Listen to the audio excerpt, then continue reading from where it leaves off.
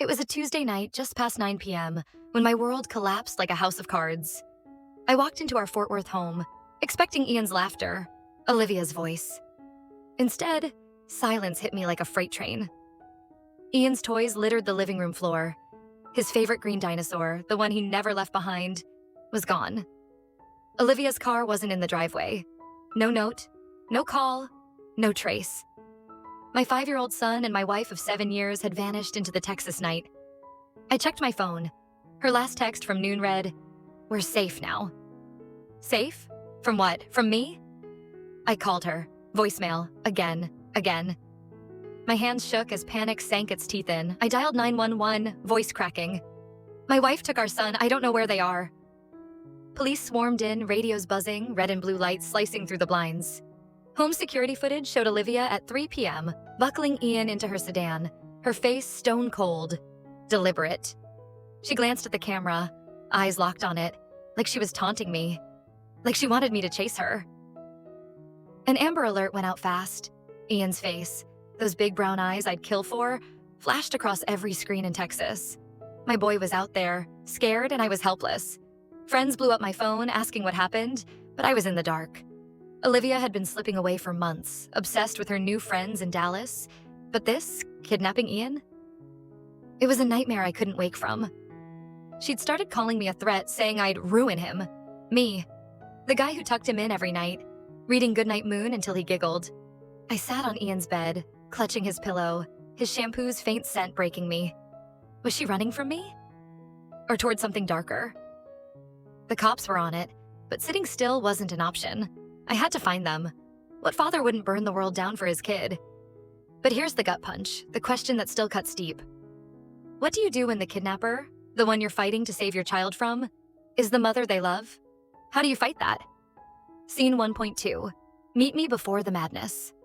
Before Olivia took Ian and tore my life apart, I was just a regular guy in Fort Worth, Texas. Name's Ethan, 32. A software engineer who spent my days coding and my nights building Lego castles with my son. Life was good. Simple. I grew up in a small ranch house outside Dallas, raised on barbecue and Friday night football. Never thought I'd be the guy telling a story like this, but here we are. It all started 6 years ago at a coffee shop on Magnolia Avenue. Olivia walked in, all bright eyes and quick laughs, sketching in a notebook. I was hooked. She was a graphic designer, free-spirited with a smile that could stop traffic. We clicked instantly. Our first date was at the Fort Worth stockyards, boots kicking up dust, her teasing me for my terrible two-step. I proposed a year later under the Texas stars, and when Ian was born, I thought we'd crack the code to a perfect life. But looking back, there were cracks I didn't see. Olivia had this intensity, a need to fix things. People, ideas, even me. She'd rant about the system or men like her dad, and I'd nod thinking it was just passion. I missed the red flags, like how she'd shut down when I pushed back or how her jokes about my flaws stung a little too much. I chalked it up to her quirky charm, but it wasn't quirky. It was a warning. By the time Ian turned 3, she started changing. She'd disappear to meetings in Dallas, come back wired, talking about reclaiming power.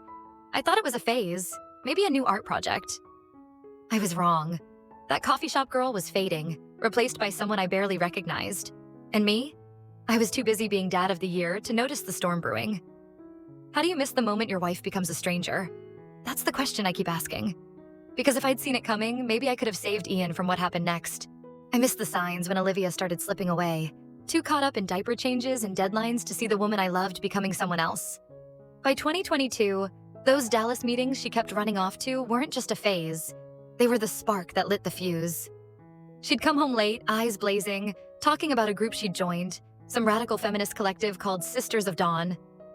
At first, I thought it was just a support group, maybe a place to vent about work or motherhood. But it wasn't. It was a cult dressed up as empowerment, and Olivia was all in.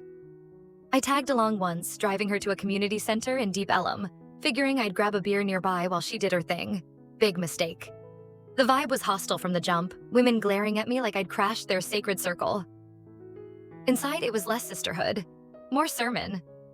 Their leader, a woman named Mara, preached about dismantling male systems and reprogramming boys to reject masculinity. Olivia hung on every word, nodding like it was gospel. I tried talking to her after, but she snapped, called me part of the problem. That night, she slept on the couch. She started quoting Mara constantly, saying Ian needed protection from men, even me. She'd rant about toxic patriarchy at dinner, her voice sharp enough to cut glass. I'd try to laugh it off, keep the peace, but it was like reasoning with a storm. The group's ideas weren't just extreme.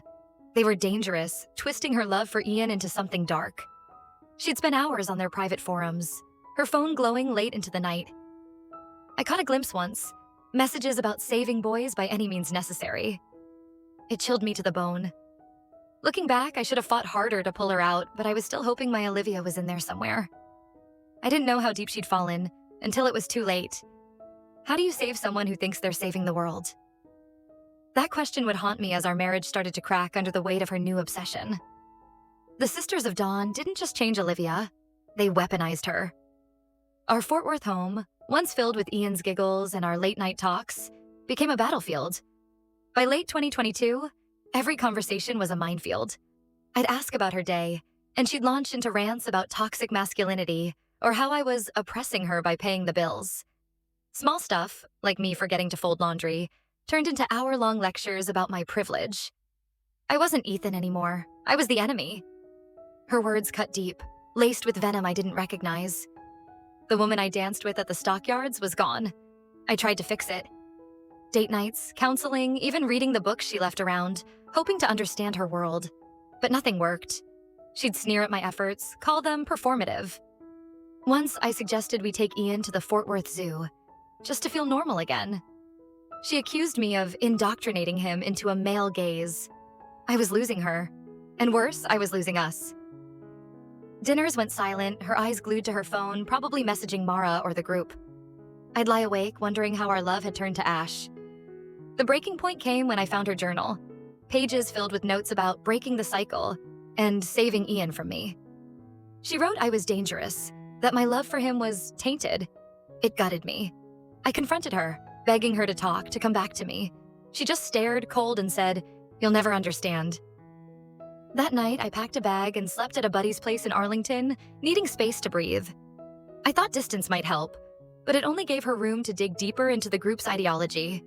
I didn't know it then, but those fights were just the prelude to something darker. How do you hold a family together when the person you love sees you as the villain? That question would burn in my mind as I faced the moment that changed everything. Ian's cry for help. Our marriage was a war zone. Olivia's ideology turning every moment into a fight, but I never thought she'd turn that anger on Ian. It was early 2023, a chilly February evening in Fort Worth. I got home late from work, expecting to find Ian building his Lego towers. Instead, I heard sobs from his room. I rushed in, heart pounding, and found my 5-year-old curled up on his bed, clutching his dinosaur, tears streaming down his face. His arms had faint bruises, like someone had grabbed him too hard. "Buddy, what happened?" I asked, trying to keep my voice steady. He just whimpered, "Mommy said I was bad." I confronted Olivia in the kitchen, her face blank like she'd been caught but didn't care. "He needs discipline," she said, her voice flat, "to stop him from becoming like you, like other men." My stomach dropped. This wasn't parenting, it was punishment for who she thought he'd become. I begged her to explain, but she just quoted her group's mantra. "Boys must be fixed early." I saw red. Ian wasn't a project. He was our son. That night, I knew I had to protect him, no matter what. I packed a bag for us, grabbed Ian, and drove 3 hours to my sister's place in San Antonio. The whole way, he clung to me, quiet like he was scared to speak. My sister Emily took us in. No questions asked. Berghain. Her house felt safe, a world away from Olivia's rage. I called a lawyer the next morning, starting the process for custody, thinking distance would keep Ian out of harm's way. I was wrong. Olivia wasn't done with us. She'd already made her next move, one I never saw coming. How do you protect your kid when their own mother thinks hurting them is salvation? That question tore at me as I tried to rebuild a sense of safety for Ian. But safety was an illusion, and Olivia was about to shatter it in a way that would push me to the edge. I thought San Antonio would be our safe haven, a place where Ian could sleep without fear, far from Olivia's twisted mission to save him. My sister's house felt like a fortress, with Ian starting to smile again, playing in her backyard. But just 2 weeks after we fled Fort Worth in March 2023, that illusion of safety shattered. It was 2 a.m. when I woke to glass breaking downstairs. My heart stopped. I grabbed a baseball bat, crept to the hallway, and heard whispers, sharp, urgent voices. Then I saw them. Olivia and two women from her Sisters of Dawn group, shadows moving through the living room.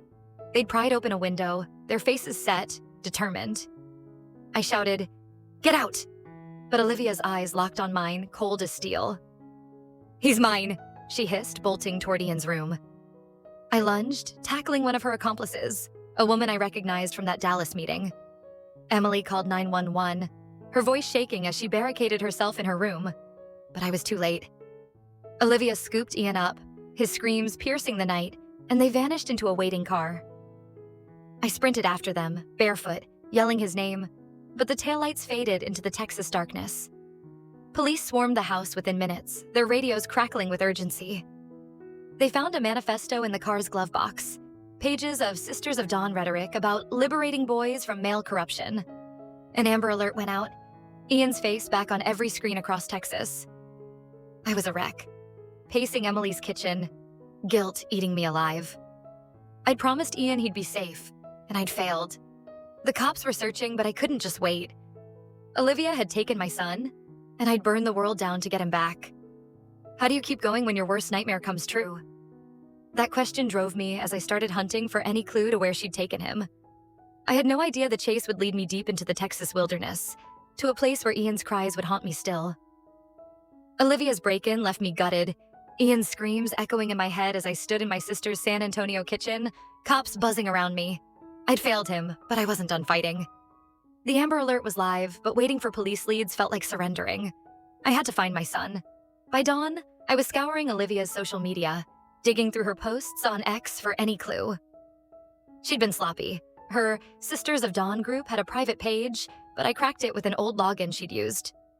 There it was, a photo of a dirt road, tagged with a vague, Silver Pines TX. My heart raced.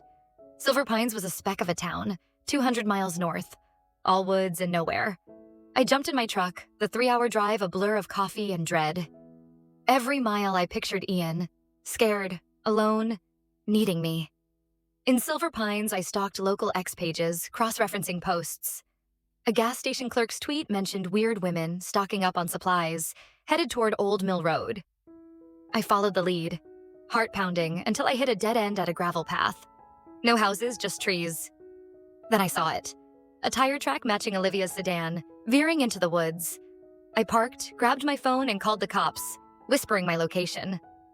I wasn't waiting this time. Creeping through the pines, I spotted a cabin, lights flickering inside. My gut told me Ian was there, but I couldn't rush in. Not yet.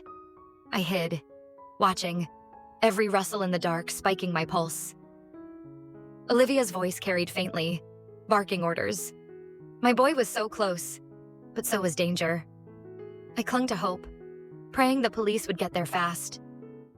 How do you stay calm when your child's life hangs by a thread? That question burned as I waited, crouched in the shadows until the moment I saw him, my Ian, through a window, alive but terrified. It was the spark I needed to keep going, no matter what came next. Seeing Ian through that cabin window in Silver Pines, alive but scared, lit a fire in me. I was crouched in the dark, heart hammering, every second stretching into eternity. Olivia's shadow moved inside, her voice sharp, commanding.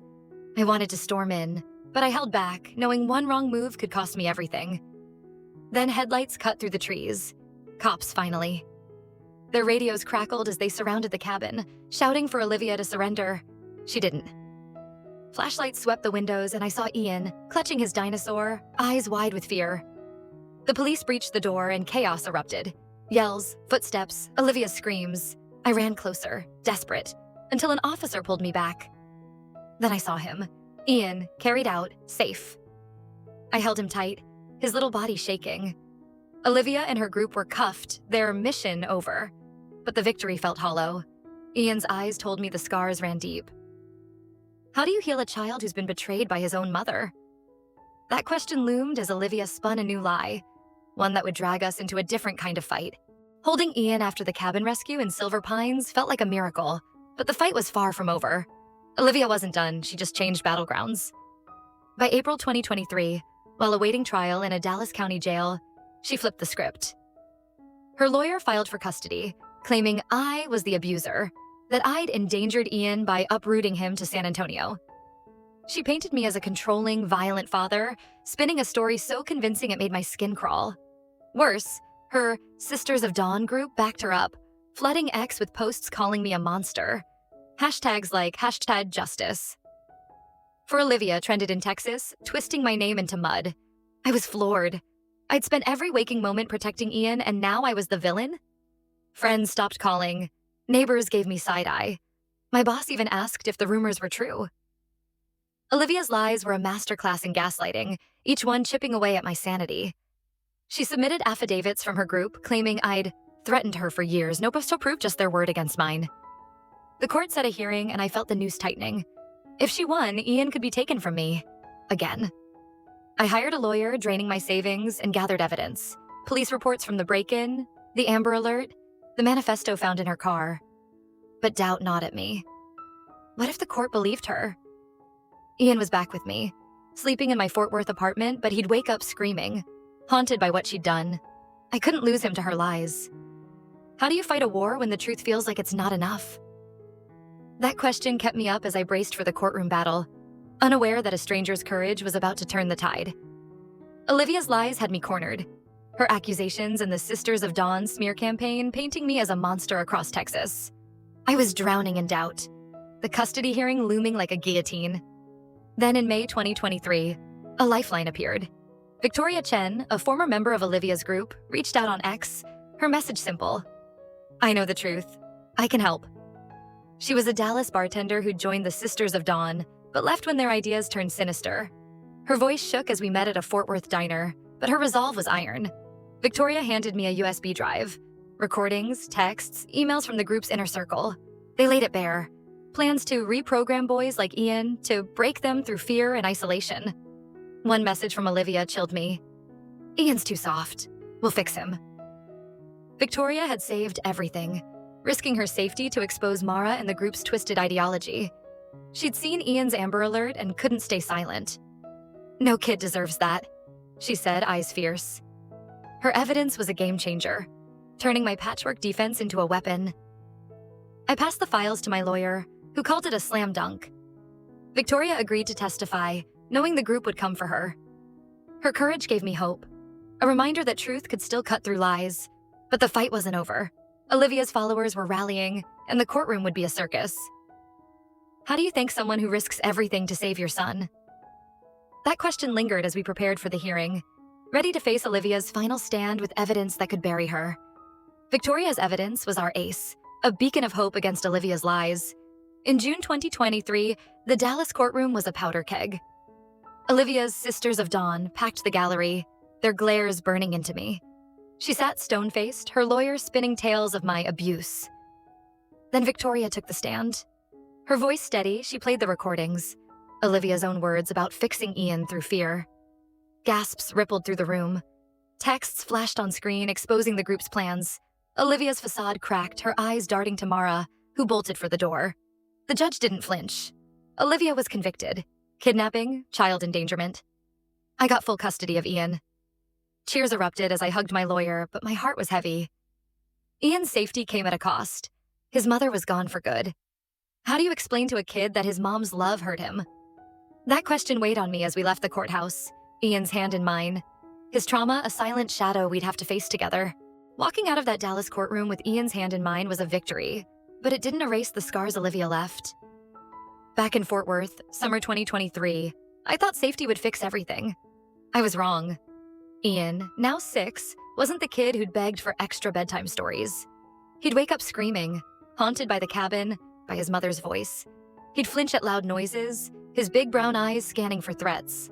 The pediatrician called it PTSD, anxiety, words too heavy for a kid who just wanted to play with his dinosaurs. I felt helpless, watching my son battle shadows I couldn't fight. We started therapy in Arlington, a kind woman who taught Ian breathing exercises.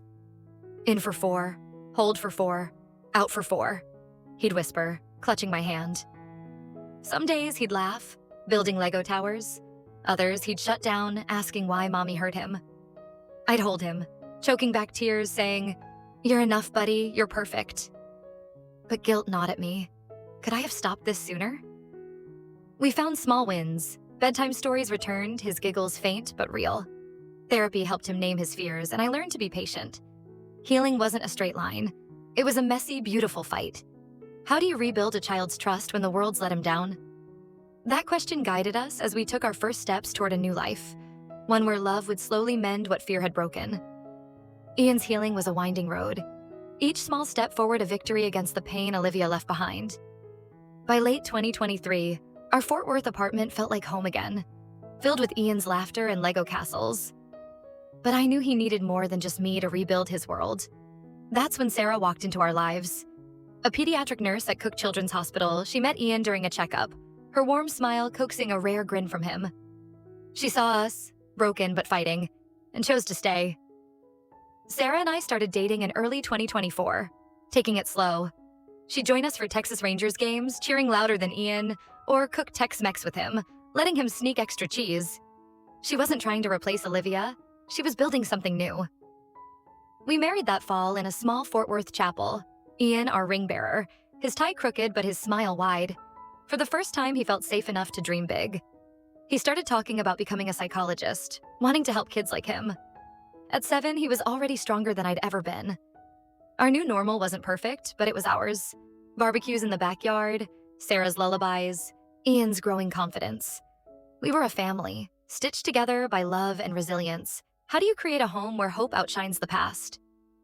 That question carried us forward, until a letter from Olivia's prison cell threatened to pull us back into the shadows. Our new life with Sarah in Fort Worth was a fragile kind of perfect. Ian's laughter a testament to his strength. But in spring 2025, a letter from Olivia's prison cell cracked that peace. She wrote from a Dallas County facility, her words careful, asking to see Ian. "I've changed," she claimed, begging for a chance to explain. I was torn. Fury clashed with pity. Ian, now 8, deserved a say. When I showed him the letter, his face clouded, but he nodded. "One time, Dad, to understand." We met at the prison's visitation room, Ian clutching my hand. Olivia looked smaller, her fire dimmed, but her eyes still held that edge. She spoke softly, saying she'd been wrong, that therapy had opened her eyes. But when Ian asked why she hurt him, she hesitated, deflecting with vague apologies. His grip tightened on my hand, and he whispered, "I'm done." We left, and he never looked back. That day, Ian chose his future over her past. How do you let go of someone who shaped your pain? That question faded as Ian turned his heart toward healing others, his compassion forging a legacy stronger than Olivia's shadow. Ian's choice to walk away from Olivia in that prison room was more than closure. It was his first step toward breaking the cycle of pain. Years later, in 2040, I watched him graduate from UT Austin, a psychologist dedicated to helping abused kids. At 22, Ian had my eyes but his own fire, forged in the crucible of his past. His practice in Fort Worth became a haven, a place where kids found safety, just like he once needed. He'd sit with them, patient, teaching breathing exercises like the ones that saved him. His voice steady, kind. I'd catch him at our kitchen table, Sarah beside him, poring over case files, determined to give every child a chance to heal. He didn't carry Olivia's anger or my guilt. He carried hope. Ian once told me, "Dad, I don't hate her. I just want to fix what she broke in others." That was my boy, turning scars into strength.